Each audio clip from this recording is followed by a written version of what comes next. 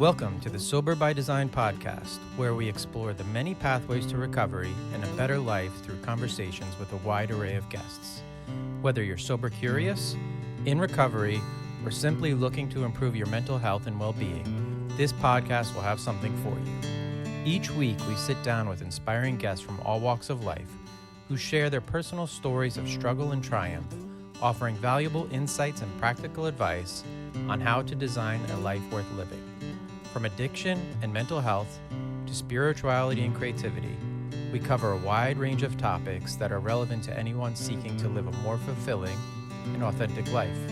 So join us on this journey of discovery, growth, and transformation, and start designing a new life. Sober by Design podcast. This is episode 3, and I am here with Jeannie Gebhard. Jeannie, did I say your last name correct? You absolutely did. Okay, I was hoping. Most people don't. Okay.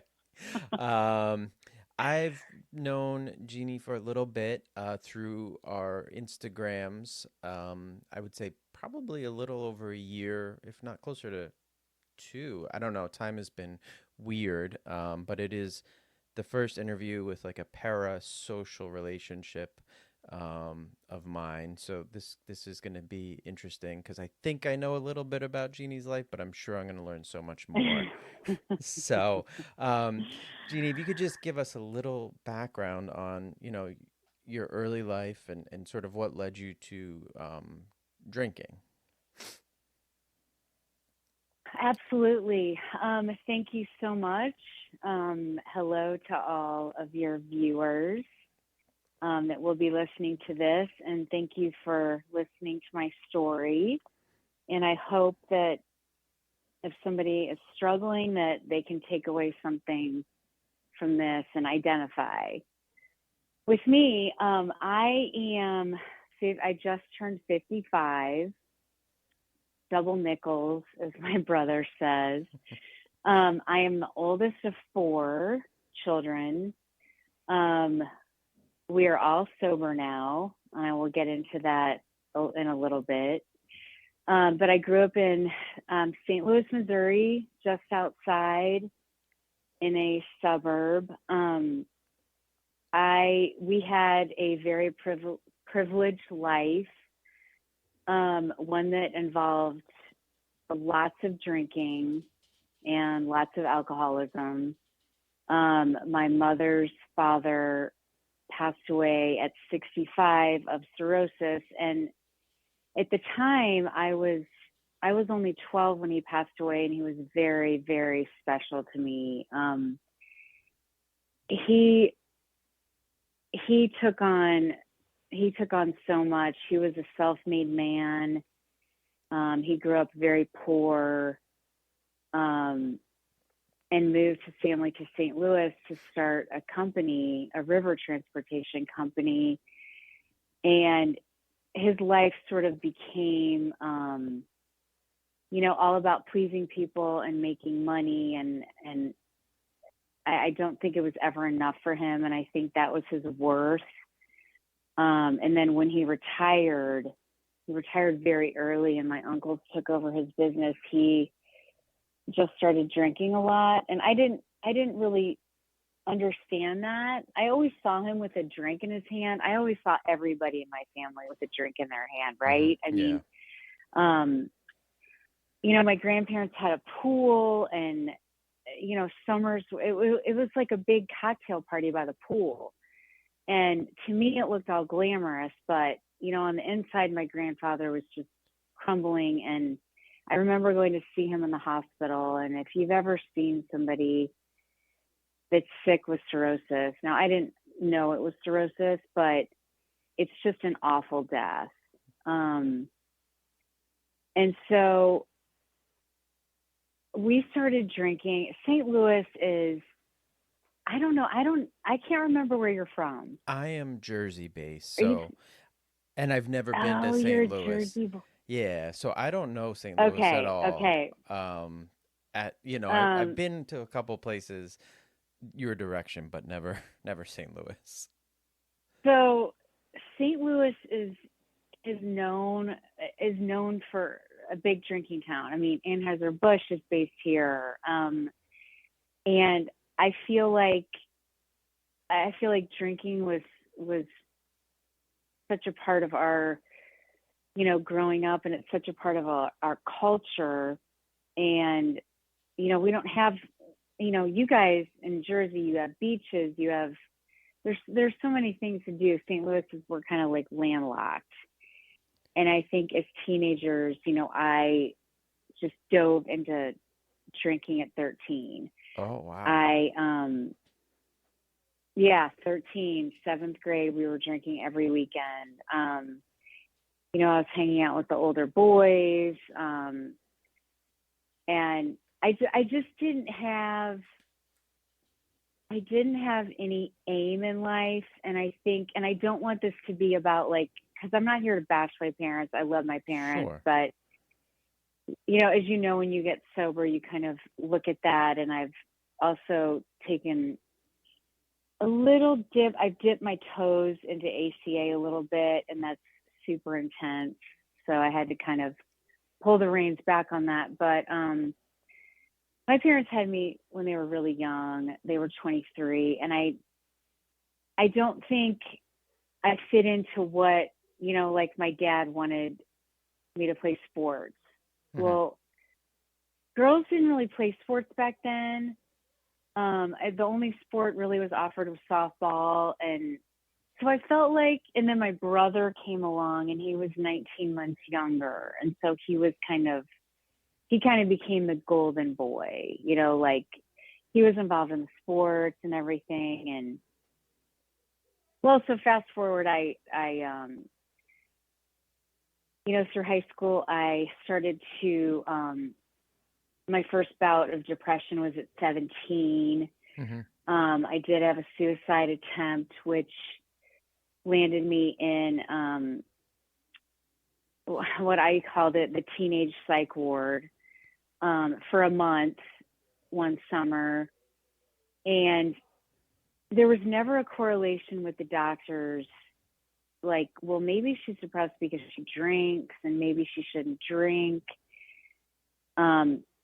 They just put me on different meds and tried to get me better. And I did get better for a while, and antidepressants did help me. But what people don't realize about antidepressants is that if you drink on them, they don't work. Yeah, 100. They don't work as effectively, and so it's just, doctors will tell you that, and people don't really listen to that advice. And I didn't listen to that advice. And so my depression it got better sometimes, but then it leveled off. In college, I had some really bad drinking episodes. I will fast forward to college because there's so much more of a deeper dive in that. I went to George Washington University. Okay. At the time, the drinking age was 18. And that just started some really bad, some bad nights with the drinking and the bad decision making. And I did get into cocaine. Okay. For a while. And I don't know if you've ever done cocaine, but I refer to cocaine as the devil's drug because it just it put me in just an absolute state of depression that I couldn't get out of, and it was like a cycle. But eventually I stopped that for a while.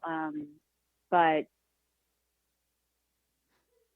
one thing about my drinking that I have acknowledged and that I've accepted and learned to understand is that I was never one of those people that woke up in the morning and reached under the bed for a handle of vodka. When I drank, yes, I drank too much. I never landed in the ER because of my drinking. I never had a DUI.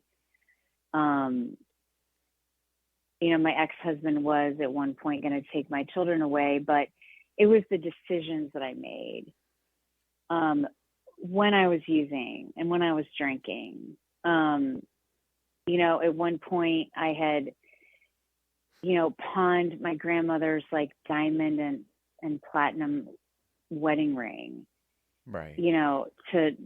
To score drugs. And I thank God I was able to get that back. But, it's just things like that. So 2 weeks before college graduation, I met my first husband. He and I were amazing together. I do actually love him still to this day. We still do talk occasionally, but we were just extremely, extremely toxic with each other. And, that sort of landed us in a, whirling dervish of, we'd break up, we'd get back together. Then finally we got married, then divorced within a year, and then we got back together. Okay. So, this is the kind of behavior I'm talking about. Like the decisions that I made in my life were just not rock solid decisions, right? Right. That I make now. So I'll fast forward a little bit. I broke up with him. 3 months later, I met my second ex-husband, whom I have 3 beautiful daughters with. But he and I were just not, he was not right for me and I was not right for him. And, then, he and I were in a really bad spot. It was 2009, I guess. Mm-hmm. And he was a drinker as well, but I don't think he wanted to admit that. So he knew something was wrong, but he thought I was just depressed because I don't think he wanted to look at his own drinking. And so he told my sister in confidence, you have to do something with Jeannie because she's really bad. And so I had an intervention and they took me to treatment. Okay. And I don't think, and that was 2009. That was May 22nd, 2009. I'll never forget that day because that was my first sobriety date. Mm-hmm. And I went to California to treatment. It was great, but unfortunately I came home to a marriage that was unstable. I had 3 young kids. My ex-husband was like, your drinking's your problem, so I'm going to drink in front of you and there's nothing you can do about it. And I actually white knuckled it for a year. Okay. And finally I had a relapse. I had a really bad relapse. And he came home and found me, and my sister had taken my children for the day.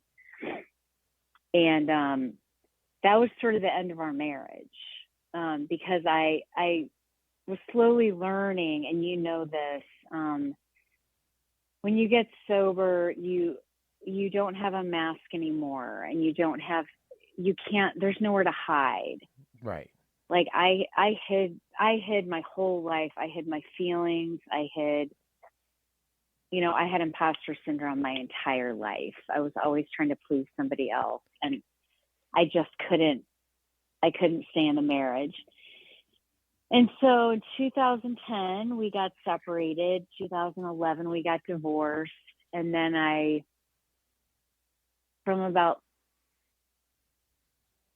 2011, I met somebody from my past, reconnected with somebody from my past. And it was not a good relationship. And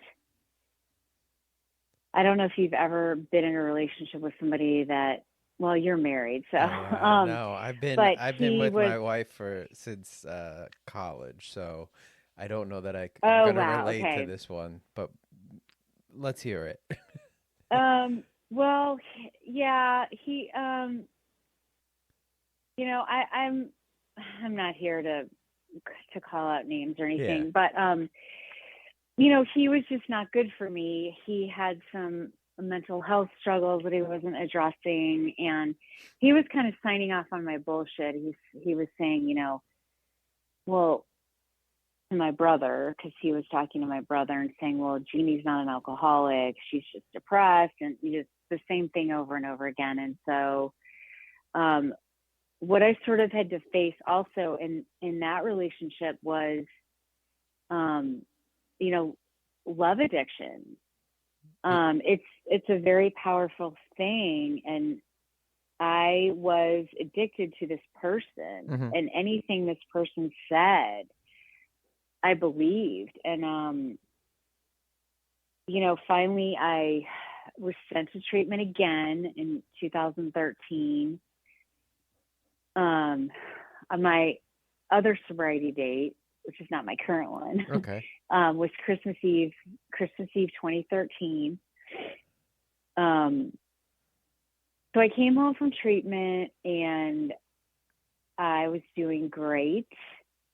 I came home to a lot of challenges, but I sort of started my life over, started dating again. And for me, that's, complete transparency. Is like, relationships are sometimes triggers for me. And I had a relapse back in September 2018. So my current sobriety date is September 14th, 2018. Okay. And I think, and, since then, life has not been a bed of roses at all. I can be really dramatic too sometimes. So let's see what's happened since then. So 2018, I met my most recent former partner, Mm-hmm. and dated him, started a new job, and then COVID hit. COVID was in and there. the Yep. challenges with that.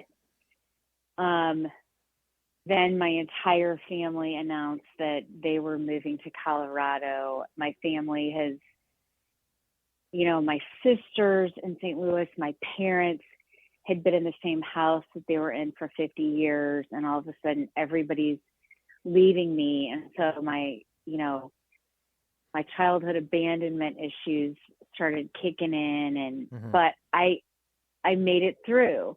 I made it through that. I made it through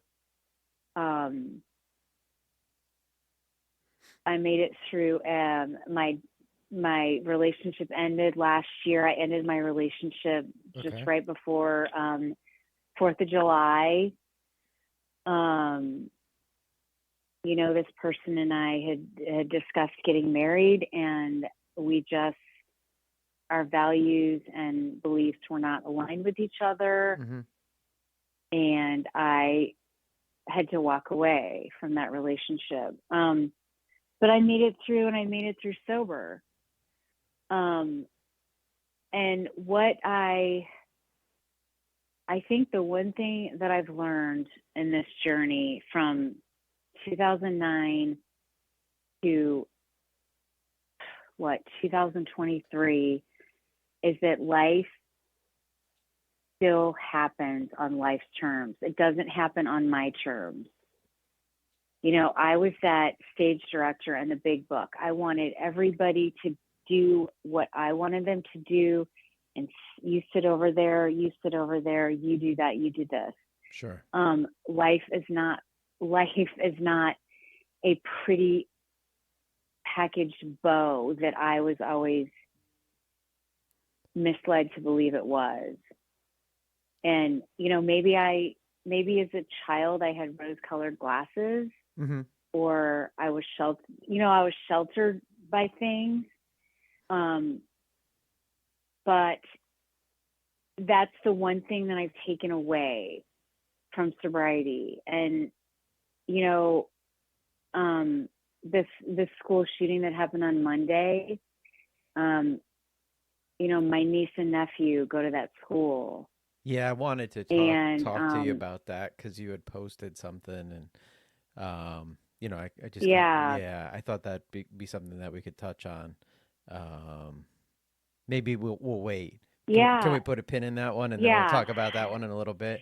Because Sure, I have so sure. many thoughts on that, and you know, I was gonna just open up the mic one night and talk about it, but then I was like, you know, maybe we'll talk about it Thursday, and I wasn't sure where your head would be, but I'm glad you brought it up so we could talk about it in a minute.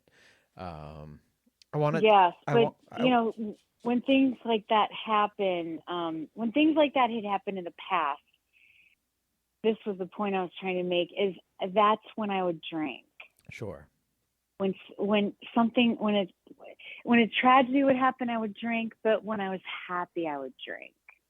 right, any occasion, So, yeah, right? exactly.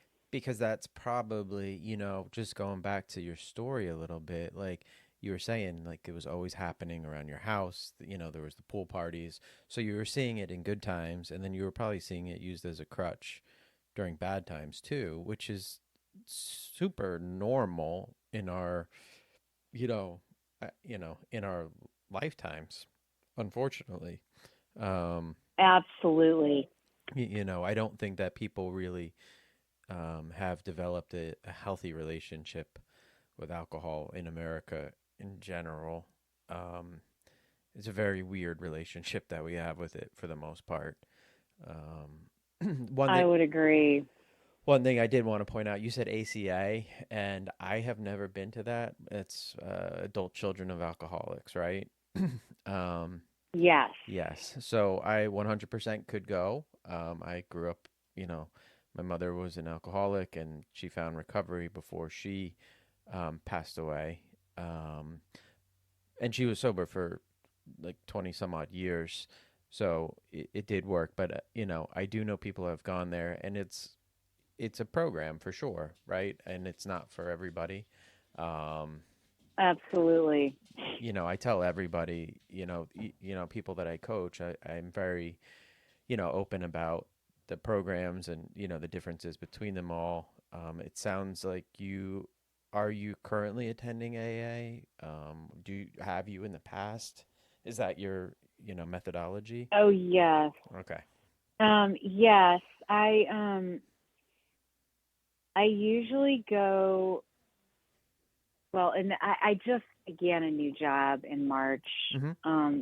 But I just went to my first meeting in a month this morning, and you know what they say, like you always feel better after you leave a meeting. I wasn't even feeling really any angst this morning, but Sure.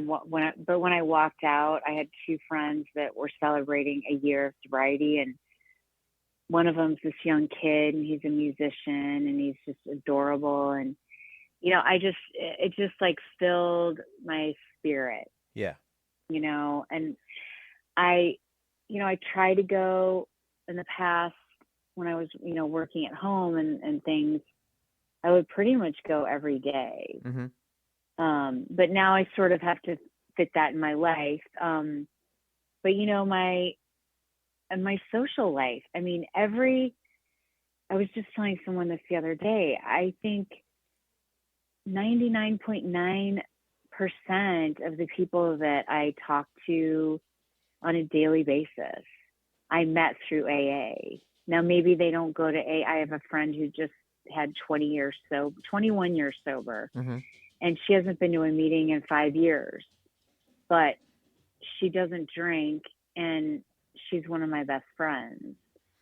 Um, I know you wanted, I'm kind of like segueing into this, and you can stop me if Yeah. you want, but I know one of the things that we kind of talked about prior to the podcast is, you know, you wanted to know my life after. Yeah. No, I think Um, life after is the most interesting part, you know.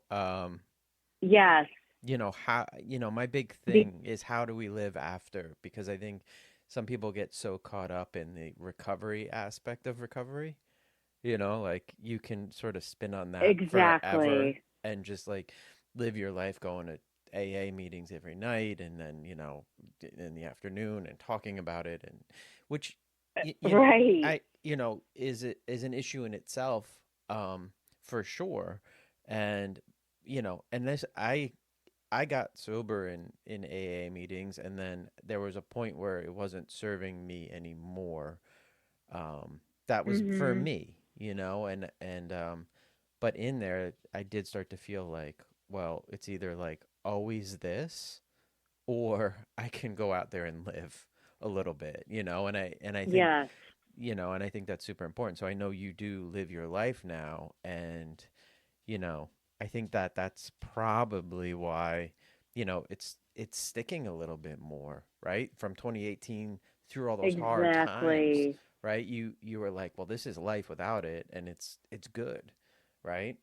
So, It's really good. So, and especially, you know, since I ended my relationship last year,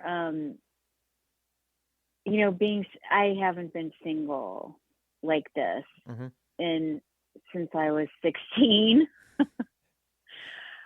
Sad to say, but I kind of made I did make a conscious like choice. I just I just knew that if I were to propel myself into, you know, falling into a relationship with the first person that, you know, showed me some attention and affection, because I do love being in a relationship. But I knew that it wasn't going to be good for me, and I knew that I had to be alone, hmm and that really scared me. But I have, you know, I have a group of friends that um one of my best friends, Byron. Hi, Byron. Byron and I have known each other since we were like 13. Yep. He went to a boys' school. I went to public school, but we had lost touch since high school. And then I ran into him in an AA meeting. But you know, he and I both love live music. We both love the Grateful Dead. So we started, you know, going out on Wednesday night to see bands and things. And you know, I know a lot of people that are like, how can you do that? And I said, well, you know, just like what you said, like I have to live my life. I hmm can't sit in my condo in this little bubble and not do what I want to do. Now it may not be good for somebody that's got 5 days sober, Right. you know, to go to a bar in downtown St. Louis and where it stinks like stale beer and you could be triggered. Um, I just I don't get triggered anymore. It's really weird. I can go to a bar, I can sit at the bar, you know, and drink a soda or drink a mocktail, and I've done that so often. Right. And I don't even want to drink because I know where it's going to go. I play the tape, eh, but also I know where it would take me. Right. Playing the tape is And such a I huge don't want to risk. huge tool, right? The Yeah. tape playing, like, hey, if I have that drink, then this happens, then that happens, then you know, and you kind of can go to the next morning pretty quick and understand where you're going to be. Um, so that's a great tool. Yes. Um, Yes. Like on the sidewalk somewhere, you right, know. right, yeah, and like shame and all the things that come after. You know, I Oh, the shame after a relapse is just the worst. It's palpable. I mean, you could just cut it with a yeah. knife. I mean, even just the shame the night after Uh, drinking, right? Like when we were active drinking, yes. there was this shame that you carried the day after, that was like very hard in the morning, and then by some miracle, you know, in the afternoon that shame was gone, and you were like ready to do it again. But that was a big part of it in the mornings was this shame feeling for me. Um, you know, Oh, this yes, and the waking up and saying, you know, I won't do this ever again, right. and It's very weird. Looking at, I remember, looking at your phones, like, who did I text last night? The whole thing Yeah. was a mess. I do think that the music thing is interesting because for me, music is super important, and I think I've reached out to you a couple of times that I've seen you at different shows of bands that I enjoy and like, and we kind of follow the same type of music scene, the Dead and Fish, and I think you might have been in Colorado and seen Goose there. Did you see Goose? I can't even remember. No. No, Okay. that was not I. Okay. Um, but it's just a big part of my life. We try to get out to live music once a month. Um, you know, it's not always easy, but I think it's the intention, right? You're going to that bar with the intention of watching music, not to drink. And I think that that's the important thing. Right, You're not so it right. becomes much easier when your intentions are, I'm going to see music because it makes me feel good. It's an important part of my recovery. I'm with my friends. There's a lot more wrapped up in that um, visit for you. And I think that that has to be noted as you, go into all these activities when you're in recovery, music or And anything. oh yeah, and I think it's important, when new people come into the rooms of AA, I always try to tell them, like, because when I first walked in, I was like, I do not identify with anyone in these rooms. They all smoke. They're all like 80 years old. Um, but I tell people, like, I promise your life's going to get better and it's going to get more fun. It's not going to get easier, because I always thought that getting sober would make my life, quote unquote, easier, Right. and I'd be on this pink cloud. Like, that's not how it goes, but it is. Like, you see the joy in life. And I've been to Grateful Dead shows. I've been to Grateful Dead shows when Jerry was alive, where one time I was at the medic's office the whole time because I smoked, somebody passed me a joint and it was laced with something. And I had a really bad trip.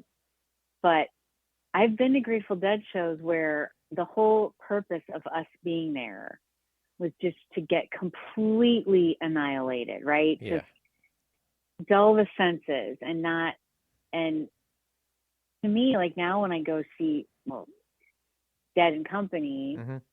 sober, it's like a totally different experience, because A, you remember the night, B, you remember the music, and C, like, you can feel the energy. Like, if you're just worried about, like, standing in the beer line, which is what I would have done 20, 30 years ago, then you miss the whole point. You miss the whole thing. You miss the show. 100%. So I just try to tell people when they come in, like, don't worry, your life's not going to be boring. Because I feel like, especially all these younger people that come in, and I say younger, like 30s, Yeah. Yeah. they're like, what am I going to do with my life? And I'm like, you can still do the things you want to do. It might take you a little bit longer to go to a bar to see a Grateful Dead cover band, but you can do it. Right. And you're going to really experience So, it. Like you said, it's not going to and be you're going to some, really experience it. You don't have to worry about driving home, just everything. yeah. I mean, we went out a couple of weeks ago. We were at Bethel Woods, which is where Woodstock was. So um, it's pretty, Oh, it's pretty close to our house. It's like an hour. And we went to see okay. Matt Nathanson play there. They have a building that's like a Woodstock museum, and they have a small little theater there. But we've been to outdoor shows there. But you know, if I was in the past, driving home from there at like 11 o'clock at night, it's all like single lane back roads through the woods. That is a daunting drive for people. And I know people are doing Oh, it's it. awful. People are doing it. I would do it in the past. So I know other people are. And I don't have to worry about that anymore. My wife still drink. No. My wife still drinks. She'll have a beer when we're at a concert. She's normal and can do that. Um, I don't quite understand that power, um, but, but she's got it right, and she can also just go and not have a beer and be perfectly content as well. But the fact that I can drive home is just like so nice, and always recall the events. So for the past 10 years, Yes. I've had that ability, and boy, it's nice. And just to be present there Oh, it is nice. and Yes. seeing some And good like, shows. talking about being present, I really haven't talked about my kids, which, obviously Yes. they're the number one priority in my life, but let's see, 22, 20, and 16 now. So Okay. I have three girls. And when I was drinking, I know that I was not a good mom. I would lose my temper so often. I was a yeller. I was a screamer. And now I feel like I'm a good parent to them. Mm-hmm. Um, and they know my background, they know my family's background, they know the alcoholism. And the two older ones drink, Mm-hmm. and I know they drink. And all I can do is offer them my experience and what I know. And hope if one of them does need to make it to the rooms that they know how to get there. Yeah, So, listen, my mom was a drinker, as I said. I did not drink through high school, so my story is a little different than yours. I did not start drinking until I was 18, and in a weird coincidence, my mom went into AA probably within days of me starting drinking. Like it was like a switch, and oh wow. I mean, it was, because I don't remember the exact first day I drank, but we're within weeks of each other, and then I watched her, sobriety journey. Um, but I will say that I knew every pitfall, right? And I was so adamant that I wasn't Mhm. going to do it, and then I ended up there anyway. And it's like I worry about that with my kids. Um, but I've been so honest about it, and I'm sure you seem to be very honest with your girls about all Yes. this. So I think it's a little bit different.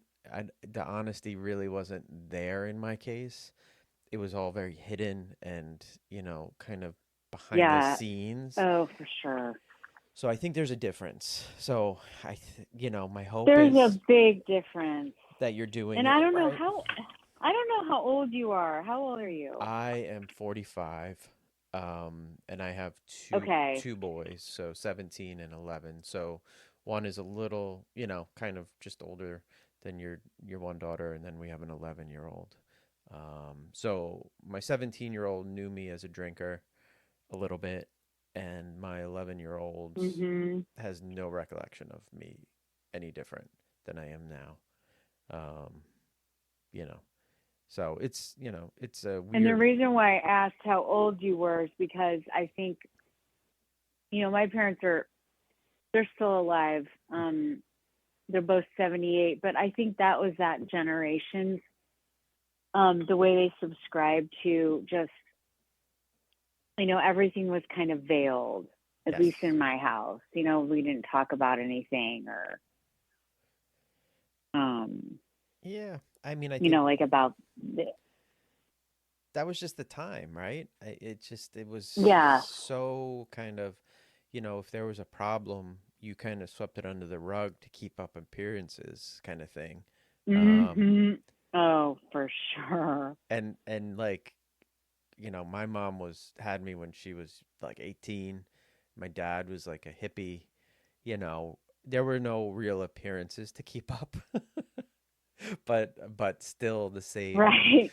the same methodology of just like, hey, nothing's wrong here. And I think it's just getting better over time. I know like people, you know, around our age, we're a little bit more open, and then you look at, I'm sure your kids are very open and expressive, with their thoughts and ideas, and I see that, with the younger generations. So it gives me hope that Hmm. we're trending in a better direction. I don't know, at least I hope so. in that regard. There's other directions where maybe not so much. And I did want to talk to you about the this week because so as good of a segue as we could have. Um, Right. this week I saw you posted something about the shooting in Nashville, and I reached out on it, and I don't know if you're comfortable saying who was involved in, was there or not, but if you wanted to just give a little flavor of what this week meant to you. Um, well, yeah, my my niece and nephew attend that school. Um, and I was I'm in social work, so Monday I was in between going to clients for home visits, and my other brother called me um, and said, "What's the name of Luke's, my brother Luke? Mm-hmm. What's the name of Luke's kid's school? Is it Covenant? Is it Covenant Christian School?" And I said, "Yeah, I think that's right." I said, "Yeah, that sounds right. Why?" And he said, "Well, because there was a school shooting there." And I was in the middle of the road. I said, "What?" I said, "No, that can't be right. I mean, this school, you don't you don't necessarily think of a school shooting um in an ugly school. I don't mean to like say it in this way, but like Right. I had just been in Nashville with my brother and his kids for my birthday in February. So it had been like literally a month since I'd been there, and we passed the school on the way. And I used to live in Nashville, so this school slash church was right down from my old apartment. And on the way to dinner, my birthday dinner, we passed the school, and I was like, "Oh my gosh, that it's such a pretty school, and it's just got this like winding entrance." And Right. he's like, "Yeah, we're really happy there." And we had gone to my niece Ava's volleyball game, and I met a bunch of the parents, and it's just like it's a small school. It's really tight knit. And I was like, I told my brother Trip, who called, I said, I gotta go. I said, "Call me back when you find out." Because I just didn't believe it was true. Right. I mean, what are the odds that your niece and nephew are going to be involved in a school shooting, much less your own children, right? Mm-hmm. Like, so I pulled over and I got on my phone and I saw, Covenant Christian School, and I was like, "Oh my God." And then I tried to call my brother and it went straight to voicemail. And then he finally texted us and said, "We're on the way to meet the kids. They're fine. They're okay." And at that point, I don't think they knew how many people were killed. But it was just awful. And it's just still awful to think about your own flesh and blood, like being involved in something like that, right? Because it's always, oh, this can never happen here, or this can never happen to us. Mm-hmm. But I think that's where the importance of emotional sobriety comes in. Sure. Because emotional sobriety is the absolute thread to the fabric of sobriety. Anyone can put a drink down, right? Yeah. Anyone. But it's what you're left with. And,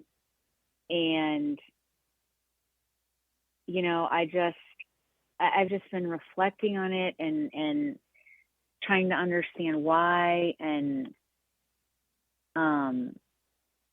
it's unfortunately it stinks because you have to see this, and it's like, for me, it's like a car crash.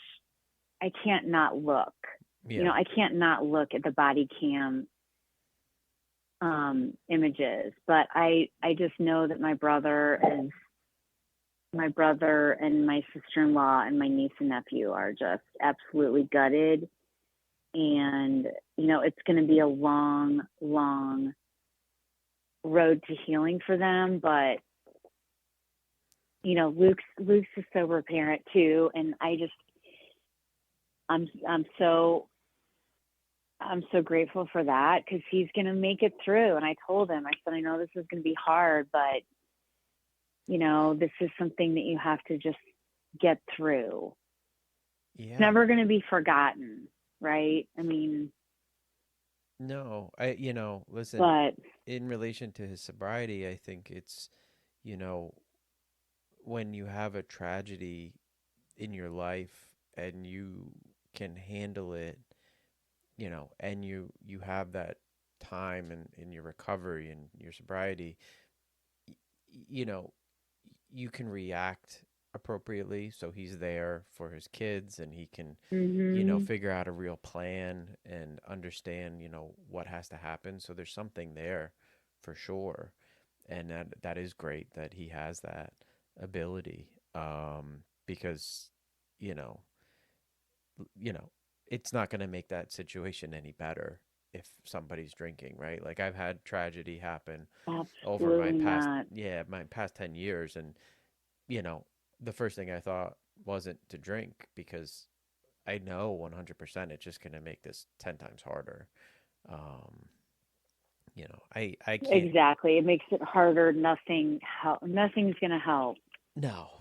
by that, I, right? yeah, I can't imagine being a parent in that situation. My wife, um, I work at home a couple of days a week, and I was traveling when the incident took place. And then I think maybe the body cam footage came out Wednesday, so I was home and I was in my office, and I got a text from my wife, like, that she was just so sad watching it. And it's like, I don't know how many more times we can be so sad about something, and I know. it's like, and they seem to always hit you a little bit differently for whatever reason. Each event has its own sort of feeling. And I don't know. It's you know, I I just I don't even know where to begin, and it just seems to happen all the time. And I don't, it's got to be something, just like, it's something broken. And in our, just how That's we are as people in this country, right. you know? We are just broken people. Yeah. Yeah. Um, You know? and it's sad. It's very sad. I mean, I don't want to get into politics or No. anything, but it seems to happen here. It doesn't happen in other countries like it happens here. And Right. I just think that the mental health issue is just, and I work in social work, and a lot of my clients have schizophrenia and autism, and It's just the mental illness thing Yep. is so prevalent here. And I know that, I don't know. I just It, don't know what to say. yeah. I don't think people are not getting access to, mental health treatment like they should. I don't think so either. I think that there's a real, you know, again, maybe it's not well, one, I know there's a lack of ability, right? Like, because if you try to get a therapy appointment these days, it's difficult. I know it's It's difficult. impossible. And it shouldn't be. It should, Yeah. it should be very Mm-mm. prevalent, right? They're cutting programs in schools. I know that, New Jersey, we had a resource counselor at my son's high school, and they cut that program. I believe it's back now because there was such a backlash. But like for some of Mhm. those kids, that was their only access to that type of mental health treatment. And you know, we are very unique in this country where we have these mass shootings. Our deaths of despair are on the rise, right? So suicide, OD, just kill, all these types of deaths are just, rising, or, everything is kind of going the wrong direction. And it just seems like what we shouldn't be doing is cutting mental health programs. We should be helping, figure out how to get more out into the communities, and talking to people and understanding, why they aren't happy. Like, what is missing? It just feels like Absolutely. something's missing, right? If you walk around, it just feels like, you know, is it a lack of, there's a lot of problems. So I understand it, right? Everything's expensive and jobs are hard, but it just feels like there's something else missing, some fundamental bit. And boy, I hope we can get to the solution over time. I really I do. oh, I do too. I do too. It just it really makes me sad. I can't. I don't know how many more images of kids, running away, crying, from a shooting we can take, and then you have, so I you know, your daughter's 16, so she's in high school. They do lockdown drills, right? At this, Yes. yeah. It, it breaks my heart. And the way the way I remember I asked her about it one day cuz the school board sent out, an email saying we're going to do lockdown drills. And this was like last year, I think. Hmm. And I was like, "Oh, how'd it go?" She was like, "Oh, it was fine." And she rolled her eyes, and it just like it made me want to cry because I was like, we used to do, you guys probably didn't do this, but we had, we're Tornado Alley, so we did tornado drills Right. where we like got in the halls and put our, hands over our necks and face the lockers. And to me, that was just so frightening, Yeah. right? And it's a storm, and the way she just was so like nonchalant about it, like, oh, it was fine. I get the same thing And from my it just, 11-year-old, right? Like he's kind of just, it doesn't phase him. I walked into their school bathroom and there's signs about what to do in a grammar school bathroom if there's a shooting, right? Like I you're know. somehow assuming that an 8-year-old can manage to hold themselves together and follow some written instructions when they're in a bathroom stall. Like, if God forbid something Yeah, happened, it's like that is crazy that we're okay with that. And it's, I know. and And just the changes, because I went to the same high school that my kids went to. hmm. And just the changes at the front door, the double doors at the front were just wide open, right? And Hmm. now it's like there's three, I think, three layers of glass that's probably bulletproof before you even get to Becky, the front office person. Right, right. So, and you have to be buzzed in, and there's a camera, and it's just, it just doesn't feel And the the same same. thing at the Yeah. kids, grade school. Yep. It doesn't feel like school. It feels like a prison almost. Yeah, it's all just, again, it feels like it started heading in a bad direction, in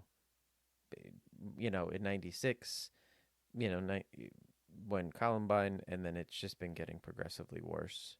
So I just, I hope that we can find some solutions here, um, you know, for the shootings and also just for folks' happiness in general, you know, well being. Yes. Because, Yes. ODs are on the rise. You said you work in this in the industry, and we're gonna top 100,000 Oh, OD. I mean, 100,000 ODs in a year. It's just we shouldn't be there, as this. no, we shouldn't be. I mean, there's literally like there's Narcan everywhere Yep. around my building. Yeah. It's just, Yep. which is necessary. And now with the fentanyl, with the fentanyl laced. Now it's fentanyl laced marijuana. Yes. I know. You know? It is just, we're in a very weird time, and I hope, again, with people sharing stories like us, and then Yes. advocating for mental health help. The hope is that we can get somewhere better. I just, I how, think I mean, for me, I had to, release my shame and release that stigma. And I feel like I share my story, I'm transparent, and if somebody doesn't like it, then they don't have to be in my life. right. That's kind of the way I feel, because this is who I am, and for such a long time I tried to deny my true authentic self, and I'm not going to do that anymore. I live my life the way I want to, and hopefully I can, when I share my story, hopefully someone identifies with it They and says, "Wow, she got sober. I can get sober." and somebody will. I mean, that's the beauty of it, right? That's why I do that. Do this. I was talking to somebody today about it. Why I decided pretty early on to just be transparent. One was like I became accountable to this huge group of people, right? Not just people in Mm, an AA room, but like everybody. I was accountable to everybody all of a sudden, and yes, yes, that helped me so much. Because I was like, wow, now everybody knows, and this is kind of who I am, and and I embrace it. But I also know that, like, sharing has helped people. So I have true, and I'm sure you have had that too, where somebody said, hey, your stories helped me, and you figured it out, and maybe you help that person, find a meeting, or find their path in recovery. And it's a powerful tool. So absolutely. It really is. I mean, I feel like, we're making small strides in, ending the stigma about alcoholism and addiction. And, there's like this trendy movement towards alcohol free all of a sudden in the past couple of years. yep. There's alcohol free spirits. I know somebody that's a national salesperson for, it doesn't make sense to me, alcohol free spirits. I've actually had an alcohol free, I think, tequila sunrise. Yep. And it was okay. I don't have to do it on a regular basis, but it just tastes kind of spicy. I'm not even sure what it's made of, but there's a lot of people that on Instagram, and I'm glad you brought up the social media thing, because I have this whole like network, like you. Like, I would have never met you, Right. except you're sober and you're on Instagram. And so, for that I'm grateful. And I started doing that during COVID, because I wasn't going to meetings as often, and I started to just, I guess my algorithm was like, oh, you should follow this person, this person, this person. And so, I just think it's great that we're all out there like sharing our experience and our strength and, the hope that we can do this. And because if I can get sober, anyone can get sober. That's it. It's, you just got to do the work, right? I mean, that's how I feel. Like I did it, and trust me, looking back, I never thought that it was possible because I had some misstarts, and then I had to have it stick at the end. Um, but yeah, the Instagram space is great. Um, I've tried other platforms for sobriety and recovery, and just not the same. There's a good group of people that I am connected to now, and I like seeing their posts. I like seeing their successes. Their children's success. Their success not only as a person but as a family, and I think it's just it's a great tool. It just makes your network that much bigger. The other thing I wanted to ask you before we left, because I like, I know you love music and you probably have a good pulse on things. I want to leave everybody on these episodes with just something to take away, something fun, be it music or a movie or a book. Do you have any couple things that are really, in your head right now that you would like to get out there? Music wise? Well, I love the Grateful Dead. Yes. So, next Friday, I'm actually going to see a Grateful Dead cover band here that's been around for like 40 years. They're called Jake's Leg. But there's one person that I started following on Instagram, and I don't know if you follow her, but her name's Gabby Bernstein. Yep. And do you know of her? I do. Yeah, I know. I don't know her, but I know of her work. Yeah. Right. Maybe one day she'll be on your podcast.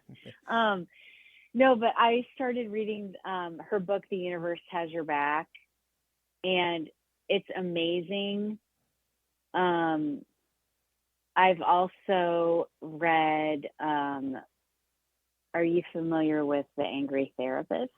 I am. I do follow him.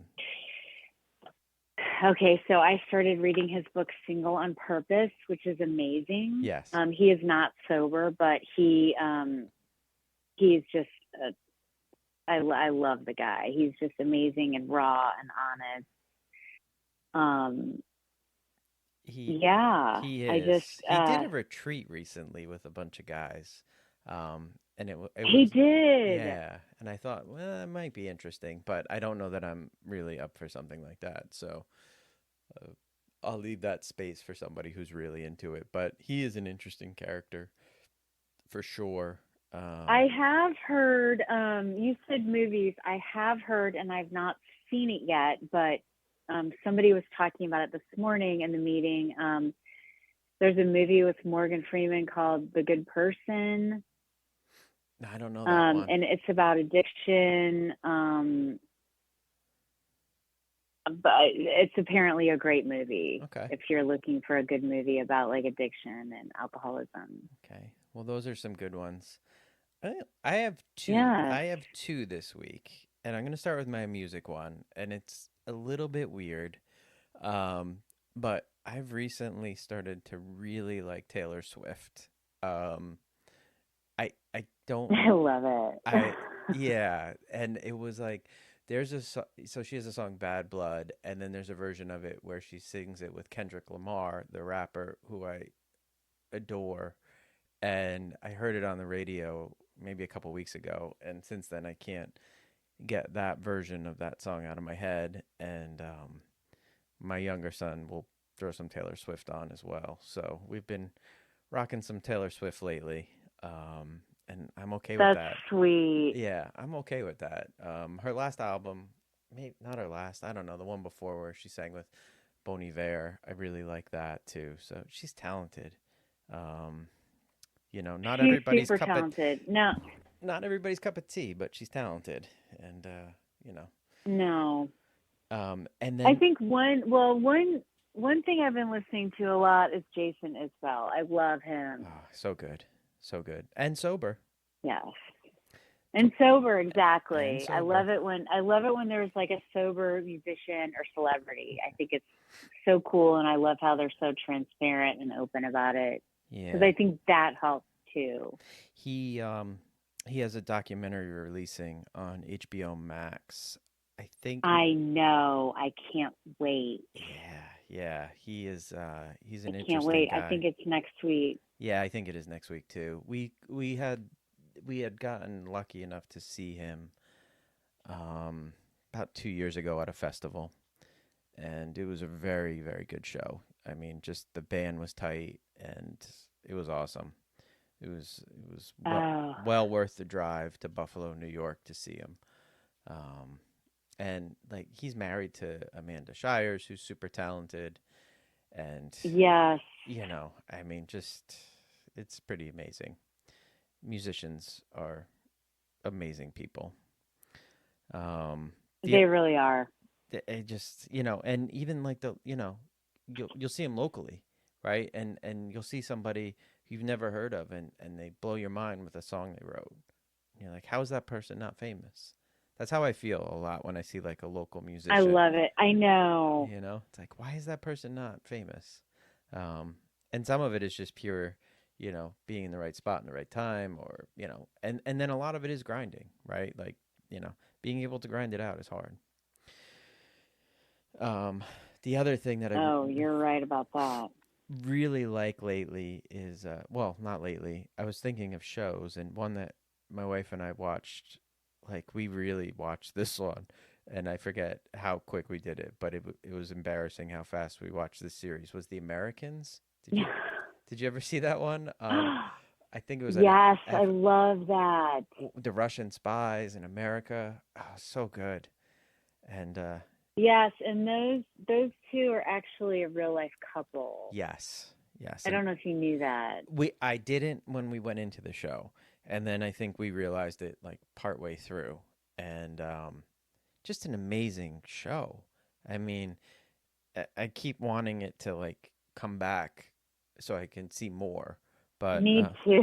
Me too. I Me know it's too. not going to happen. But it is something that I think is well worth watching. I mean, and it was done so well. The period, It, that '80s vibe of it was just so good. yes. I never Oh, I got know. I love it. I never got taken out of the timeline. There was nothing that was wrong visually. Sometimes in those shows, like people will get like a lighting fixture wrong or something, but they did such a good job. It was really fun to watch, um, and we could get through 2 or 3 episodes a night, no problem, on that one. Um, Oh, yeah. Of course. yes. So now the trick is to find the new one like that. Um, so, but those are my recommendations for the week. I guess we're I don't want to take your whole night up, but if you wanted to leave anybody with like kind of like a last thought, and what would that be for you?